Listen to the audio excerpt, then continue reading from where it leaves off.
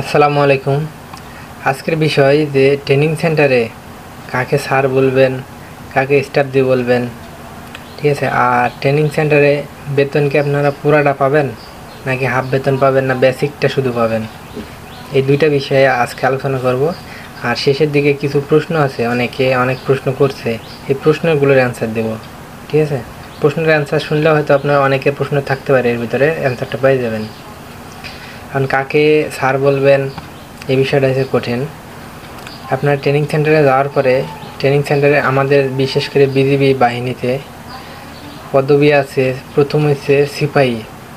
সিপাহী এদের সবাইকে স্টাফ দিয়ে বলবেন, ঠিক আছে। ওইখানে ট্রেনিং ব্যাটালিয়নে যাওয়ার পরে সিপাহীকে সাধারণত ভাই বললেই চলে, কিন্তু আপনি শিক্ষার ক্ষেত্রে ট্রেনিং সেন্টারে গেছেন, সেক্ষেত্রে আপনাকে সবসময় স্টাফ জি বলা লাগবে। স্টাফ বলে কিন্তু আপনাকে স্টাফ জি ট্রেনিং সেন্টারে। তারপর হচ্ছে লাস্ট নায়ক তো স্টাফ জি বলবে। প্রথম র্যাঙ্ক আমাদের সিপাহীর পরে। দ্বিতীয় র্যাঙ্ক, তারপর নায়করেও স্টাফ জি বলবেন। তারপরে হাবিলদারকে সাধারণত মেজর জি বলে, ঠিক আছে। হাবিলদার আপনাদের কি থাকবে, এই যে কোম্পানির যে সিএসএম, ঠিক আছে, তিনটা স্টার থাকে, তিনটা স্টার থাকে হচ্ছে আপনার হাবিলদারকে আপনার মেজর দিয়ে বলবেন। তাছাড়া 2 স্টার, 1 স্টার নাই, এদের স্টার দিয়ে বললেই যথেষ্ট। তখন হাবিলদার আপনার মেজর দিয়ে আপনার সিএসএম থাকে, সবসময় কোম্পানির দায়িত্বে থাকে। এ বিশেষ করে আপনাকে ট্রেনিং করাবে না, কিন্তু এ আপনাদের সবসময় সাপোর্ট করবে। আপনার ট্রেনিংয়ের কোম্পানির ভিত্তিক যত সকল কাজ, যত সকল ম্যানেজমেন্ট সব কিছু সে করবে। আপনার তত্ত্বাবধানে সে আপনার পরিচালনা করবে, ঠিক আছে। তারপরে টিএসএমেও আপনার মেজর দিতে হবে। টিএসএম মানে একজন সকল কোম্পানিদের একজন হাবিলদার দেখাশোনা করবে। মেন কথা, সেই আপনাদের মেন পরিচালনা করবে। টিএইচএম, ঠিক আছে, ট্রেনিং হাবিলদার মেজর। সেক্ষেত্রে সে মেজর দিয়ে। আর কোম্পানি ভিত্তিক প্রত্যেকটা কোম্পানিতে একজন জেসিও থাকে, ঠিক আছে। সে জেসিও আমাদের বাহিনীতে জেসিও আছে, নাইক সুবেদার মেজর, ঠিক আছে। জেসিও আপনার স্যার। বিশেষ করে আপনাকে সিনিয়র সহযোগ দিয়ে দিছি, যেখানে এনসিও থাকবে, মানে আপনার মেজর দি পর্যন্ত রাজনায়িক থেকে। সেখানে দেখবেন যে এখানে একটা সবুজ কাপড় থাকবে, ঠিক আছে। সবুজ কাপড় চিন্দির মতন এখানে র্যাঙ্কের পাশ দিয়ে এখানে থাকবে ব্যাসের সাথে। আর যেখানে স্যার থাকবে জেসিও, সেখানে দেখবেন ওই সবুজের পরিবর্তে লাল, ঠিক আছে। এটা জেসিও আমাদের বাহিনী থেকে স্যার, ঠিক আছে। আর আপনার কোম্পানিতে একজন জেসিও থাকে, সেটা প্রত্যেক কোম্পানি কমান্ডার। ওই যে সিএসএম যে ছিল তার উপরের দায়িত্বে কোম্পানি কমান্ডার আপনার সকল কিছু এটা মেন অফিসারের কাছে উপস্থাপন করে। আপনাদের কোম্পানির কোনো সমস্যা থাকলে, কোম্পানি সৈনিকের কোনো সমস্যা থাকলে, সকল ব্যাপারে ওই স্যার আপনার কোম্পানির কমান্ডার স্যার অফিসারদের কাছে উপস্থাপন করে পর্যায়ক্রমে। বাহিনীটা কিন্তু একটা চেইন অফ কমান্ড, ঠিক আছে। আপনি এক চান্সে যে কোনো সমস্যা হলে অফিসারের কাছে মারতে পারবেন না। আপনি প্রথমে কার কাছে জানাতে পারবেন আপনার সমস্যা হয়েছে? যেখানে মনে করেন আপনার ট্রেনিং চলাকালীন অবস্থায় পিটিতে আছেন, মনে করেন পিটিতে আপনার পায়ে সমস্যা বা কোনো হঠাৎ করে অসুস্থ হয়ে গেছেন, সেক্ষেত্রে আপনার পিটি স্টাফ বা ক্লাসে যখন স্টাফ থাকবে বললেন, সে সিএসএম রে বলবে, মানে আপনার কোম্পানি হাবিলদার স্যারে জানাবে কোম্পানি কমান্ডার পর্যায়ক্রমে লেভেল অনুযায়ী আপনার জানাই দেবে যে আপনার এই সমস্যা, আপনার কি করণীয়। তখন সে অনুযায়ী চেইন অফ কমান্ড যেই আপনার বলে আপনার কি করার, তখন তারা করবে, ঠিক আছে। এসে জেসিও পর্যন্ত গেল। জেসিও আপনার এনএসের দায়িত্বে থাকে একজন, ঠিক আছে, জেসিও। তারপর আপনার অফিসার লেভেলে আছে মেজর, যেখানে শাপলা আছে। আপনি অফিসার তখন বুঝতেই পারবেন যে এটা অফিসার। হ্যাঁ, ট্রেনিং সেন্টারে গেলে কোনটা অফিসার, ওদের সোলার স্টাইল সব কিছু। অফিসার তো অফিসারই, যাই হোক অফিসারদের আপনি দেখলে চিনতে পারবেন। এখানে শাপলা আছে, তারপরে 3 কোনা মতন 3টা স্টারের মতন আছে, কিন্তু স্টার না, ঠিক আছে, এটা 3 কোনা টাইপের আছে। যাই হোক, আমি আপনাদের পিকচারে দেখাই দিচ্ছি। এটা আপনার এখানে লক্ষ্য করুন, সবুজ চিহ্ন দিয়ে টিক মারা এগুলো হচ্ছে সিপাহী, লান্স নায়েক, নায়েক, এদেরকে সবসময় স্টাফ দিয়ে বলবেন। এবং নীল কালারের যেটা টিক মারা 3 স্টার, একে হাবিলদার বলবেন, মানে মেজর দিয়ে বলবেন। আর বাকি লাল চিহ্ন দিয়ে 3টা আছে, এগুলো জেসিও, আমাদের বিজিবি বাহিনীর অফিসার। আর এডির র্যাঙ্ক আমি দেখাই নাই, আর বাকিগুলো উপরে দেখছেন ওগুলো সেনাবাহিনীর অফিসারের র্যাঙ্ক। ওই যে জেসিওর উপর থেকে তো যারা আছে তারা সবাই স্যার, সাধারণত যাদের স্টাফ দিয়ে মেজর দিয়ে বলা লাগবে তো বলেই দিলাম, ঠিক আছে। আর স্যাররা সাধারণত মেজর থেকে এদের কাছে গাড়ি থাকে, স্যারদের রানার থাকে। এরা বিশেষ বিশেষ কারণ ছাড়া আপনার সামনে আসবে না বা আপনার সবসময় সাথে থাকবে না। আপনারা যে রুমে থাকবেন সেই রুমে থাকে ওই যে সাধারণত হাবিলদার পর্যন্ত। হাবিলদারের সিএসএম একটা কোম্পানি আলাদা রুম আছে, ওই রুমে থাকবে, স্টাফরা আলাদা ওই রুমে থাকে, ওই লাইনে আর কি, ব্যারাকে। আর অফিসারদের ব্যারাক আলাদা, সে জেসিও অফিসার হোক আর আমাদের সেনাবাহিনী অফিসার হোক, ওদের আলাদা লাইন। আপনারা এটা গেলে অবশ্যই পরে বুঝতে পারবেন বেতনের ব্যাপারটা। আমাকে একজন বললো যে ট্রেনিং সেন্টারে বেতন যাওয়ার পর আমাদের নাকি বেসিক দিবে। আপনি যদি 9,000 টাকা বেসিকে ভর্তি হন, সেক্ষেত্রে আপনাকে খালি 9,000 টাকা পাবেন? আপনি সম্পূর্ণ পাবেন। ব্যাটালিয়নে যাওয়ার পরে যে কয় টাকা বেতন পাবেন, সেম ওই বেতনটা আপনি ট্রেনিং সেন্টারেই পাবেন। কিন্তু ট্রেনিং সেন্টারে আপনাকে কোম্পানি ভিত্তিক এক্সট্রা নাস্তা খাওয়াবে। আপনার ট্রেনিং সেন্টারে যদি কোনো ধরনের সমস্যা না হয়, বাড়তি খাবার খাওয়ালে আপনার নিজের জন্য ভালো, ঠিক আছে। ও হরলিক্স, গ্লুকোজ, স্যালাইন, ঠিক আছে, সিবিট, তারপরে আপনার 10টা নাস্তা বাড়তি, তারপরে রাতে লেখাপড়া করার পরে ওইখানে একটা নাস্তা করবেন, ওটা বাড়তি। এই ধরনের নাস্তা আপনাকে করাবে, আপনার পরামর্শ নেবে যে এটা খাইতে সবাই ইচ্ছুক কিনা। সেক্ষেত্রে সবাই ইচ্ছুক হবেন। ট্রেনিং সেন্টারে টাকা আপনার নিয়ে আসার দরকার নেই, আপনাকে খাইয়ে আসেন। ট্রেনিং সেন্টারে যদি খান আপনার বাড়তি সমস্যা হবে না, ইনজুরি হবে না। এই ধরনের খাবার খেলে মনে করেন আপনার সময়টা কেটে যাবে, আবার শরীরটা ভালো থাকবে। যাই হোক, এই দিক দিয়ে মিনিমাম আপনার কিছু খরচ হবে ওই বেতন থেকে। আর ট্রেনিং সেন্টারে আপনার বিভিন্ন জিনিস প্রয়োজন হবে বেশি, কারণ ওইখানে আপনার শিক্ষাক্ষেত্রে নতুন জিনিস প্রয়োজন হবে বেশি। যেমন বুট কালি অতিরিক্ত ফোরাবে, আপনার কালি করা লাগবে। ক্যামো গেঞ্জি, মোজা বেশি ফোরাবে, ক্যান্টিন থেকে আপনি পাবেন। এই মনে করেন বাড়তি জিনিস, এই বক্র চক্কর খুব ফোরাবে। সেক্ষেত্রে আপনার বেতনের 30% বা 40% আপনার খরচ হয়ে যাবে বেতনের, যা পাবেন। যদি খরচ হয়ে যায় বাকিটা থাকবে, বাকিটা আপনার ব্যাংকে থাকবে। ব্যাংকে থাকলে আপনি তো আপনার হাতে দেবে না, ওখানে যাওয়ার পর ব্যাংক খুলে দেবে, অ্যাকাউন্ট খুলে দেবে। থাকলো। আর ট্রেনিং সেন্টার যখন শেষ হয়ে যাবে তখন আপনি ছুটি দেওয়ার আগে আপনার নগদ 5,000 টাকা মিনিমাম দিবে হাতে, কারণ আপনি তখন তো টাকা তুলবেন কোথায়, বাইরে যাই টাকা তুলবেন না ছুটি দেবেন, ঠিক আছে। ট্রেনিং সেন্টার পরে ছুটি আছে, সেটা সেন্টার থেকে দিক অথবা ব্যাটালিয়ন যাওয়ার পরে দিবেই। ট্রেনিংয়ের শেষে ছুটি আছে 10 দিন 12 দিন যা দেয় দিবে। যাই হোক, ওই যে বেতন আপনার ওইটাই সম্পূর্ণ পাবেন। সম্পূর্ণ পাওয়ার পর খরচ হবে কিছু, এই ঠিক আছে। এই ছিল আজকের মানে সংক্ষিপ্ত বর্ণনা। তারপরে এদের ভিতরে অনেক প্রশ্ন আছে। প্রশ্নটা কেমন, মানে অনেক কমেন্টে পড়ছি, কমেন্টে দেখে দেখে আমি আপনাদের বলি আর কি। পাশ করতে না পারলে কি হবে ভাইয়া, যেমন বিভিন্ন দৌড়ে আছে না, দৌড়ে যদি পাশ করে না বা কোনো ক্ষেত্রে পাশ না করলে ইডির ব্যবস্থা আছে, সেটা শেষের দিকে ইডি দেবে। এই কারণে যাতে আপনি ভয়ে আপনি চেষ্টা করবেন সবসময়, কারণ চেষ্টা করলে সব হবে। ইডির ব্যবস্থা বিশেষ করে মানে অতিরিক্ত সাজা। তারপরে একজন বলতে ভাই শেভিং মেশিন নিলে কি আর শেভিং কিট নিতে পরিবর্তে, মানে যে শেভিং মেশিন নিতে যাচ্ছে শেভিং কিটের পরিবর্তে দুটাই নিয়ে যান। আপনার একটা রাখার কি দরকার, আপনি যখন যেটা কাজে লাগালে নিতে পারবেন। তবে বিশেষ করে ট্রেনিং সেন্টারে শেভ নিয়ে খুব ধরাধরি। আপনি অনেক সময় যারা ঘন দাঁড়িয়ে এরা রাত্রে শেভ করে রাখে, সকালে পিটিতে যায়, দেখবেন স্টাফে ধরবে যে শেভ করে নাই, সেক্ষেত্রে এটা ঝামেলা পরবর্তীতে। এই জন্য সকালে ভোরবেলায় ওঠা লাগে, শেভ করা লাগে। আর দাড়ি দু একটা পাতলা, এদের 2 দিন না শেভ করলে এটা চলে। লিখছে সকাল কয়টায় ঘুম থেকে উঠতে হয়। সকাল কয়টায় বলতে আপনার 4টায় ওঠা লাগবে 4টার সময়। শুক্রবার ছুটির দিনে একটু আলাদা। ট্রেনিংয়ে যেগুলো নিতে বলছে ওই জিনিসগুলো কোথা থেকে কিনবো, ঠিক আছে।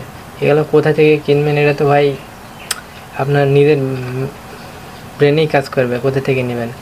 আর ট্রাকশুটের ব্যাপারটা, যারা ট্রাকশুট যারা সবুজ কালার এটা পায় না, এরা নিজ জেলা সদরে অনেক সময় বড় টেলার্স থাকে, ওই টেলার্স থেকে বানানো যায়। আর বিশেষ করে খেলাঘরে অনেক সময় পাওয়া যায়, খেলাঘরে অর্ডার দিলে ওরা বানাই দেয় এরকম। আর বাকি এগুলো নর্মালি জিনিস সবই পাবেন, না পাওয়ার মতন কিছু নাই, শুধু বদনাটা নেওয়ার দরকার নেই। বদনা কী করবেন? প্রতিদিন ভাই কতক্ষণ দৌড়ানো লাগে?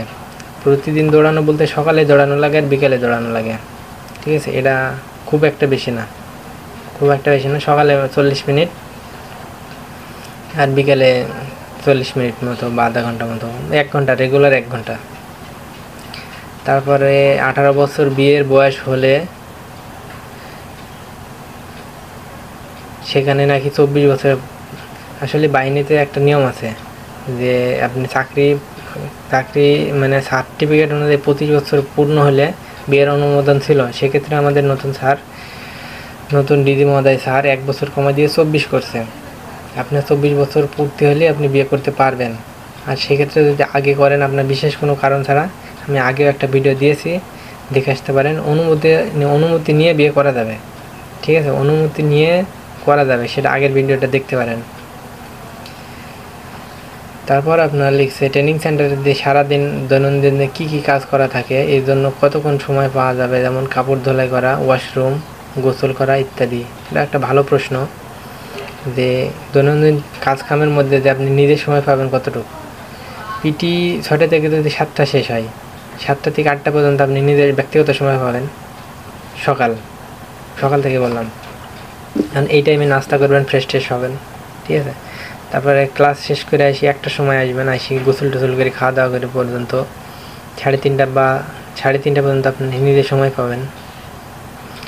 তারপর আপনার সন্ধ্যাবেলায়, বিকেলবেলায় গেম শেষ করে 5টায় শেষ করে এসে এখানে একটা সময় পাবেন সন্ধ্যা পর্যন্ত খাওয়া দাওয়া করি। আর বিশেষ করে এই জায়গায় লিখছে যে কাপড় ধোলাই করা, হ্যাঁ, কাপড় ধোলাই করা ব্যাপারটা যে বিশেষ করে রেগুলার তো সব সময় ধোয়া, এটা সময় লাগে না বেশি, কিন্তু বিশেষভাবে ধোলাই ছুটির দিনে বেশি করে। ছুটির দিনে সব কাপড় গোসল, মোজা টোজা মোজা বেশি রাখবেন,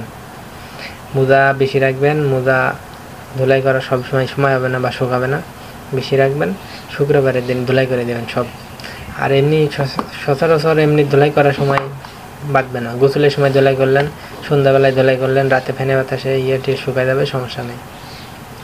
তারপরে কোরআন শিক্ষার কোনো কোর্স করায় নাকি না, এটা কোরআন শিক্ষার ব্যবস্থা আছে। আপনার ট্রেনিং মনে করেন 2-3 সপ্তাহ যাবার পরে বলবে যে এখানে কোরআন শেখানো হবে, কারা জানে না বা কারা শিখতে আগ্রহী তারা বলুন। এদের টাইম দেবে সম্ভবত এশার নামাজের দিকে নাকি দুপুরের টাইমে, যে কোনো একটা, এই 2টা টাইমের মধ্যেই, হয় দুপুরের দিকে নাহলে এশার নামাজের সময় বা সন্ধ্যার নামাজের সময়। এদের তখন ওই টাইমটা দেবে, নিয়ে যারা শিখতে আগ্রহী তারা শেখাবে, ঠিক আছে? এটা নিজের ইচ্ছা মতন করা যাবে, কিন্তু এক্ষেত্রে শেখাটাই উত্তম হবে। তারপরে ট্রেনিং সেন্টারে কি গ্যাস্ট্রিক আলসার ওষুধ নেওয়া যাবে? গ্যাস্ট্রিকের ওষুধ সাধারণত এটা কম বেশি মানুষের সমস্যা আছে গ্যাস্ট্রিকের, এটা নিতে পারেন। ট্রেনিং সেন্টারের স্টাফরা হয়তো ছাড় দিতে পারে, কিন্তু ট্রেনিং সেন্টারে ওষুধ নেওয়া নিয়ম নাই।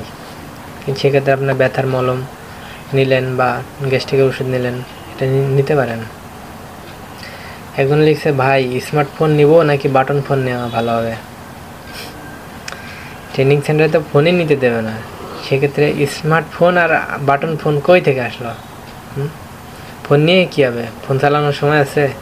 বা ফোন দেখলে যে স্টাফে সাজা দিবে, আর ফোন দেখলে যে যদি আপনার টার্গেটে রাখে যে আপনার কাছে ফোন চুরাই ফোন পাইছে, আপনার পরবর্তীতে আপনি যে কোনো কিছুতে হলে আপনার সাজা দিবে না, কোনো কিছু কম পাইলে আপনার সাজা দিবে না, এটা ভাবছেন একবার? আপনি তার চোখে একবার যদি কালার হয়ে যান, এইবার ভাবে দেখেন যে আমি ছোটো একটা ভুল করছি, স্যার স্টাফের কাছে যখন মাপ চাবো তখন সে মাপ করতে হবে না, বলবে যে ছেলেটা এরকম আছে। আর এক স্টাফ কিন্তু আরেকজনের কাছে গল্প করে যে ওই ছেলেটা কেমন। তারপর ভাই আমাদের ট্রেনিংয়ে কি শুক্রবার কনফার্ম? ট্রেনিং 21 তারিখ যদি শুরু হয়ে যায় তো 19 তারিখ নিয়ে যাবে। ছুটির যে 2 দিন আছে না, ওই 2 দিন একদিন নিয়ে যাবে আর একদিন প্রশাসনিক কার্যক্রম করাবে, শেষ। তারপর 21 তারিখ থেকে ফুল কার্যক্রম শুরু। এটা এখন পর্যন্ত নিয়ম আছে। আর একজন লিখছে এক জেলার সবাই কি এক কোম্পানিতে পড়ে? এক জেলার লোক এক কোম্পানিতে পড়ে কয়জন? 2 জন 3 জন পড়ে, ঠিক আছে? 2 জন 3 জন 4 জন পড়তে পারে, এটা লোকের উপর ডিপেন্ড করে, কিন্তু একসাথে বেশি পড়ে না। তারপর আপনার লিখছে ট্রেনিংয়ের পর কতদিন ছুটি দেয়, নাকি ট্রেনিং শেষে ব্যাটালিয়নে গিয়ে ছুটি দেবে? এটা একটা সুন্দর একটা প্রশ্ন করছে। ট্রেনিংয়ে থাকা অবস্থায় কোনো ছুটি নাই, তবে একটা পিকনিকের আয়োজন আছে যেটা আপনার ফ্যামিলি যেতে পারবে। পিকনিকের আয়োজনটা হচ্ছে ট্রেনিংয়ের মাঝামাঝি সময়। আপনার স্টাফরা 1 সপ্তাহ আগে থেকে বলে দেবে যে এত তারিখে পিকনিকের আয়োজন আছে, ফ্যামিলি আপনার আসার সুযোগ আছে। হয়তো আপনি ফ্যামিলিতে ফোনে বলবেন যে আমাদের এই এত তারিখে প্রোগ্রাম আছে, আপনারা কয়জন আসতে পারবেন, তখন স্টাফরে জানিয়ে নেবে যে আপনারা কয়জন আসবে আপনার ফ্যামিলি থেকে, সেই অনুযায়ী পার্সেল বানাবে। এবং আপনারা এই যে বললাম বেতনে একটা প্রশ্ন করছিলেন, এই যে এদের খাওয়াবে না, আপনার টাকা দিয়ে খাওয়াবে, তখন এই টাকা আপনার মধ্যে বলবে যে এত টাকা খরচ হয়েছে, পার্সেল বানাই। যেমন বিরিয়ানির পার্সেল আছে না, এরকম পার্সেল বানায় রেখে দিবে, কার কয়জন আসবে সেই অনুযায়ী মানে দিবে আর কি। যাই হোক, এইভাবে আপনার ছুটি নাই, কিন্তু আপনার ফ্যামিলি যেতে পারবে।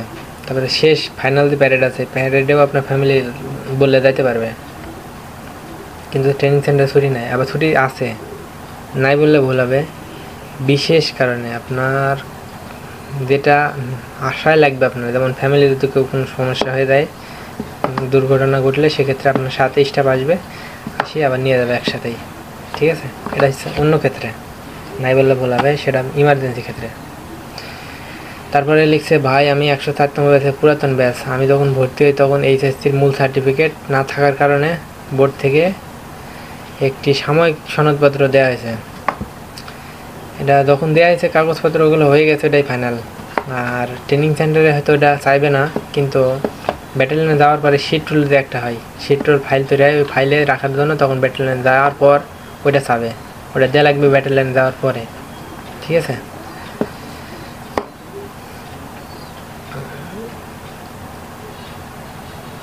সাড়ে 3,000 লোকের কি একই কেন্দ্রে ট্রেনিং হবে? হলে কতটা শিখতে পারবো, একটা ভিডিও চাই। 3,500 লোক তো সম্ভবত 3,065 জন নিছে 107তম ব্যাচে, মহিলা সেখানে 75 জন, বাকি ছেলে। এখন এদের ভিতরে কতটা শেখা বলতে কি, প্রত্যেকটা কোম্পানি আছে, প্রত্যেকটা কোম্পানিতে 100 জন করে। এখন কোম্পানির মধ্যে আবার হচ্ছে ভাগ আছে প্লাটুন, একটা কোম্পানিতে 3টা প্লাটুন, ঠিক আছে? আর 3টা প্লাটুনে স্টাফ 3 জায়গায় ক্লাস নেই। আপনি সেই অনুযায়ী কতটা শিখতে পারবেন এটা বলি। যদি অস্ত্রের ক্লাস নেই, তা অস্ত্রে যখন খোলাধরা করে অনেক সময় বলে যে কে আসবে আসো, আপনারা চেষ্টা করবেন আগে থেকে যাওয়ার, তাহলে আপনি জিনিসটা বেশি শিখতে পারবেন। 100 জন লোকের মধ্যে মনে করেন 40 মিনিটে 100 জন কি হাত লাগাতে পারবে, বা 40 জন হাত লাগাতে পারবে? 30 জন 33 জন সম্ভবত, বিশেষ করে একসাথে ক্লাস হয় সব ক্ষেত্রে। প্লাটুন ভিত্তিক ক্লাস হবে বেশি, মানে ডিল বলেন, পিটি বলেন, ঠিক আছে? যাই হোক, এই সব মিলে মনে করেন এইসব কিছু কিছু জায়গায় আগে করবেন, যেটা আপনি বুঝতে পারবেন। যেমন অস্ত্রের ক্লাসে আপনার আগে থাকলে ভালো হবে, আর অন্য জায়গায় আগে দরকার নাই, অন্য জায়গায় মিডিয়ামে থাকবেন। ফার্স্ট হওয়া সেকেন্ড হওয়ার দরকার নাই, মিডিয়ামে থাকবেন। তারপর অনেকে অনেক প্রশ্ন করতেছে, ভাইয়া আমরা যে ট্রাঙ্কটা বানাইছি সেটা কি আমাদের নিজের নাম লিখবো নাকি ওখানে লিখে দিবে? ট্রাঙ্কটা এটা নিজের নাম লিখে নিয়ে যেতে হবে, ওখানে কোনো কিছুই না, আপনারা লিখে নিয়ে যাবেন।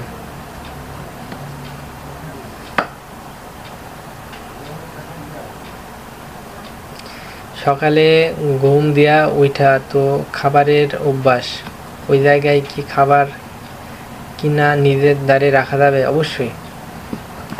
অবশ্যই রাখা যাবে। ফাস্ট ফুড পর্যাপ্ত পরিমাণ কিনে আপনার ডেস্কে রেখে দেবেন, যখন যা মন তাই খেতে লাগবেন, বাগা লাগা। ট্রেনিং সেন্টারে কষ্ট করবেন, সেরকম খাবেন, টাকা পরে ইনকাম করা যাবে। ট্রেনিং সেন্টারে টাকা ট্রেনিং সেন্টারে খাইয়ে আসবেন, এটা নিয়ে সমস্যা নাই, এটাতে আমি পক্ষপাতী। ট্রেনিং সেন্টারের টাকা ট্রেনিং সেন্টারে খাইয়ে আসবেন। আপনার এমনি সকালে নাস্তা দেয় খুব সকালে, ঠিক আছে? ওই যে ট্রেনিং 7টার পরে সাধারণত নাস্তা করবেন আপনারা ট্রেনিং সেন্টারে, সকালের নাস্তা। তা বাদ দিয়ে যদি বাড়তি খাবার খান, সেটা আপনি কিনে রেখে দিলেন ট্রাঙ্কে, যদি সমস্যা কোথায় রেখে দেন। যাই হোক, ভিডিওটা বেশি বড় করতে চাইতেছি না, কমেন্ট করলে আমি সাধারণত কমেন্টের উত্তর দিয়ে থাকি, কিন্তু যখন ব্যস্ত থাকি বা আমি তো আরও অন্য কাজকাম করি, সেজন্য সবসময় দেওয়া হয় না। ভিডিওটা আজকের মতো এই পর্যন্তই। পরবর্তীতে আপনার অন্য ভিডিও যদি আপনারা যেমন প্রশ্ন করছেন ওই অনুযায়ী আমি ভিডিও বানিয়ে দেবো, ঠিক আছে? ধন্যবাদ। আর বিশেষ করে লাইক কমেন্ট শেয়ার করবেন।